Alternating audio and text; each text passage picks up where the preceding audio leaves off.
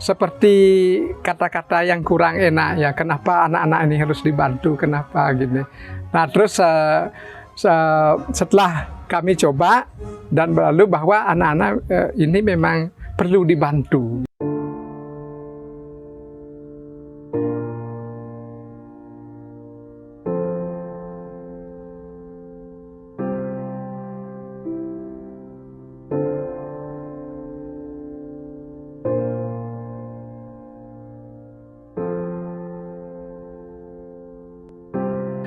Saya Kedep Sadia, pendiri daripada Yayasan Widyaguna. Itu yang kami dirikan dulu tahun 2005. Ya, visi dan misi kami itu adalah untuk membantu anak-anak yang kurang mampu karena ya, kehilangan orang tua, misalnya cacat gitu, untuk kembali ke sekolahnya.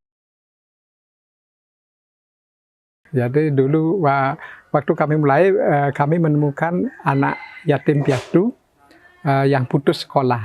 Nah itu dari awalnya. Terus kami mulai dengan 2 anak yatim piatu dulu bersama dari orang Belanda juga. Nah terus selanjutnya ternyata kami menemukan di lapangan banyak lagi anak-anak yang putus sekolah karena tidak mampu membayar biaya sekolah, ya karena alasannya karena tidak punya orang tua, kebanyakan juga yang tidak mampu. Ya. Nah terus setelah itu kami juga di lapangan menemukan banyak anak-anak yang mengalami keterbelakangan, ya, keterbelakangan mental dan fisik yang tidak bisa ke sekolah. Nah terus dari ide ini muncullah kami mendirikan yayasan ini dan sekolah ini, ya, untuk khususnya untuk anak-anak yang berkebutuhan khusus, terutama yang mengalami masalah mental.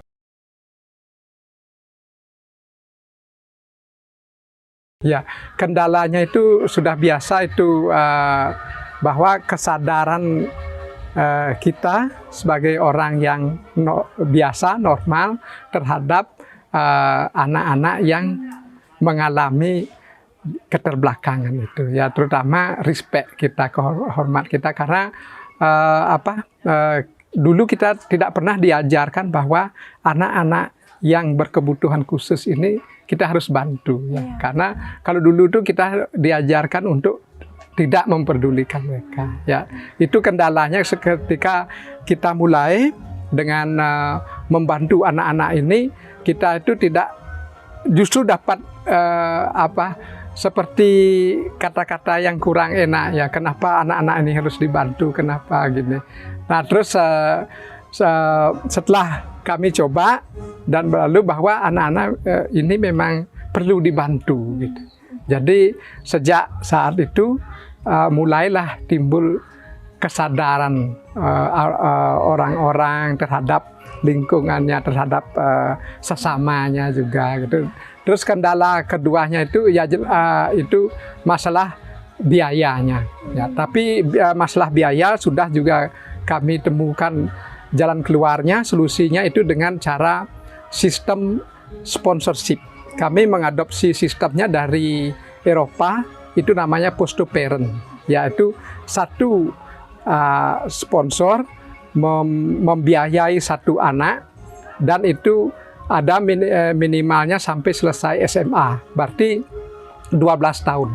Ya, tapi kalau anak itu punya suatu keistimewaan lain, mau melanjutkan ke perguruan tinggi, itu bisa. Buktinya ada banyak anak-anak yang sudah di sini tuh, buktinya itu Ketut sama Kadek itu di Universitas Dianapura kita arahkan untuk mengambil fisioterapi, karena waktu itu yang punya program fakultas fisioterapi baru Udayana sama Universitas Dianapura aja gitu.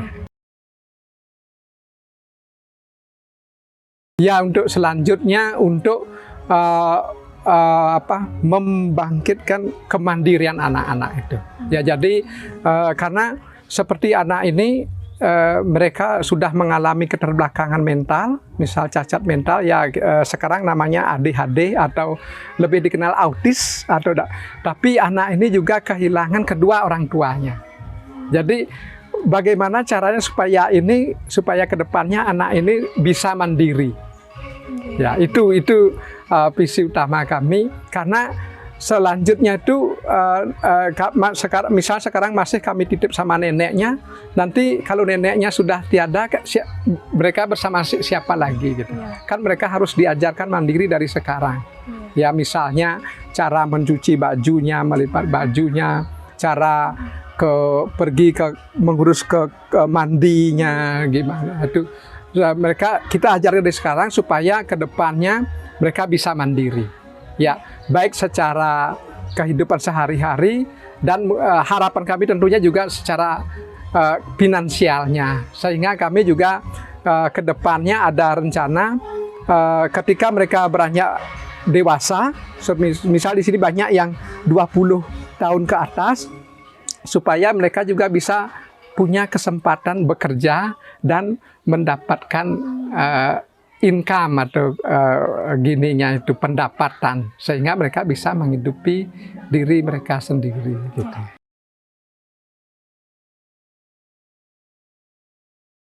Ya, harapan saya